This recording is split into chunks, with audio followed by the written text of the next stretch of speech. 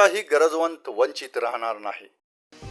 हे उद्गार आहेत आमदार सत्यजित देशमुख साहेब यांचे.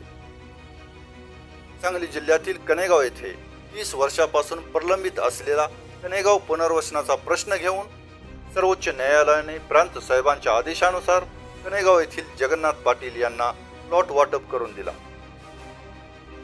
यांना शुभेच्छा देण्यासाठी व राहिलेल्या 189 प्लॉट धारकांना व अन्य नागरिकांशी संवाद साधण्यासाठी माननीय आमदार सत्यजित देशमुख साहेब आज कनेगाव येथील कार्नोबा मंदिरमध्ये उपस्थित होते. या कार्यक्रमाचे प्रास्ताविक ॲडव्होकेट विजयकुमार पवार यांनी केले.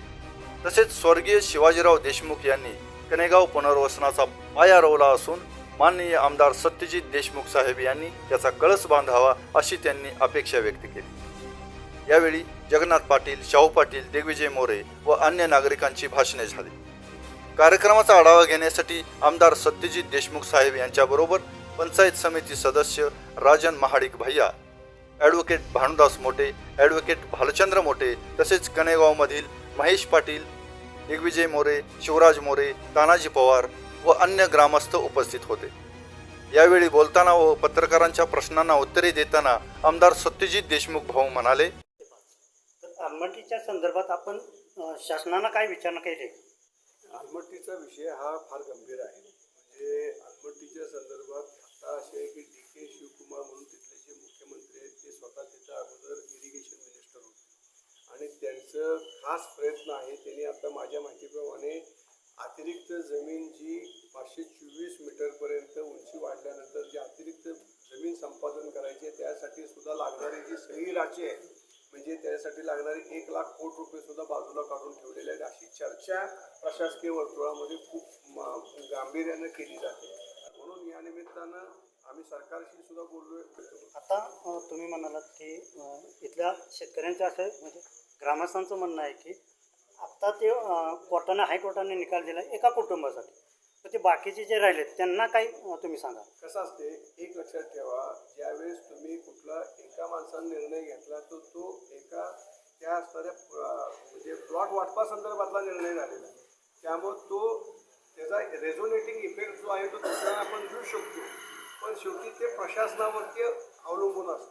त्याच्या संदर्भात प्रशासनाचे आजचे प्रमुख कोण आहेत? महसूल विभागाचे. तर महसूल विभागाचे प्रमुख आहेत आपले महसूल मंत्री. त्यांच्याकडे ही असणारी वस्तुस्थिती आम्ही अवगत करणार आहोत. हायकोर्टचा मेहरबान हायकोर्टचा जो निर्णय आहे तो आम्ही त्यांना त्या निमित्तानं पाठवून देणार आहोत आणि त्या निर्णयाप्रमाणेच इतर निर्णय आपल्याला घेण्याच्या संदर्भातली प्रशासकीय मानसिकता आपण करण्याच्या संदर्भातली प्रक्रिया सुरू करा अशा पद्धतीची विनंती करणार आहोत.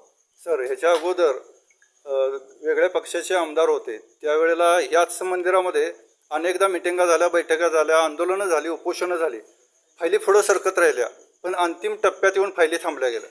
आपण आमदार असताना या प्रश्नावर तोडगा निघावा यासाठी कनेगावकरांनी आपल्याकडं कितपत अपेक्षा धरावी? नाही, पूर्ण अपेक्षा धरायला पाहिजे. आणि का कोणी एक मागे कोण आमदार होते, आज कोण आमदार आहेत यापेक्षा माझं प्रामाणिक मत आहे की ह्या सगळ्या प्रक्रियेमध्ये प्रशासकीय प्रोसेसमध्ये जर गतिमानता आपण आणली, आज महसूल मंत्री चंद्रशेखरजी बावनकुळे साहेबांच्या काळामध्ये महसूल खात्याच्या माध्यमातून जी गतिमानता दाखवली जाते, आज साधं तुम्ही उदाहरण घ्या, मामोपोर्ट ॲक्टमध्ये बदल झालेला आहे.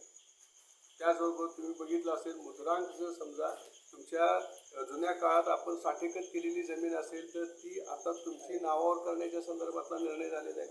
मालेवाडीचे आमचे शेतकरी इथं आलेले आहेत. मालेवाडीच्या शेतकऱ्यांना विचारा, त्यांनी जुन्या काळामध्ये म्हणजे खवटी नोंदी केलेल्या आहेत त्यासुद्धा आता रजिस्टर होण्याच्या संदर्भातली प्रक्रिया झालेली आहे.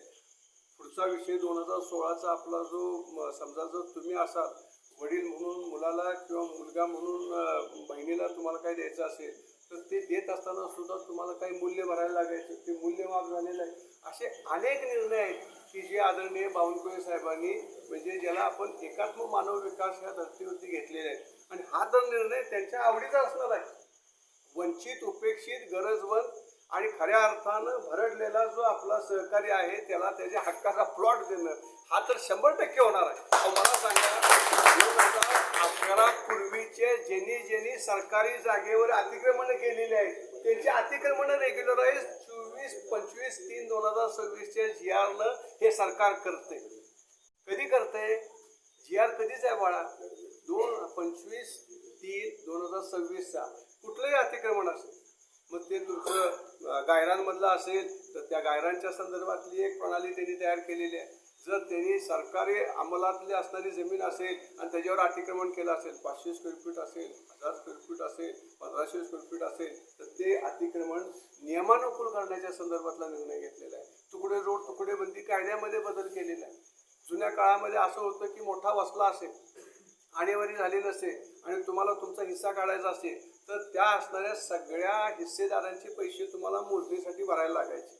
20-30 हजार रुपये भरायला लागायचे. आता नाम मात्र 1000 रुपये तुम्हाला भरायला लागतील 10 हिस्सेदार असतील की केवढी मोठी तशी बघितली तर हा खऱ्या अर्थानं ज्याला आपण म्हणतो महसूल विभागाच्या माध्यमातून सामान्य माणसांसाठी घेतलेले हे खऱ्या अर्थानं महत्त्वपूर्ण निर्णय आहेत. आणि हा तर निर्णय तसा बघितला तर अगोदर 96 साली वाटपाच्या संदर्भातली जमीन जी आहे ती फायनल झालेली आहे. काही लोकांना मला वाटते त्या संदर्भातली प्रक्रिया सुद्धा त्यावेळेस झालेली होती. आता त्यानंतर प्रशासकीय शिथिलतेमुळे हे सगळं थांबलं. मतमतांतरामुळे काही गोष्टी रखडल्या गेल्या. आता हायकोर्टनं झणझणीत आंदोलन घातलेलं आहे डोळ्यामध्ये की लवकरात लवकर तुम्हाला निर्णय घेण्यासाठी त्यांनी या निमित्तानं चाल दिलेली आहे. आता आपण ही जी गाडी आहे निर्णयाची ती वेगानं पळूया आणि लोकांना न्याय देऊया. हाच मला वाटतं ह्यातला सगळ्यात मोठा आपण सगळ्या मंडळींनी काढायचा.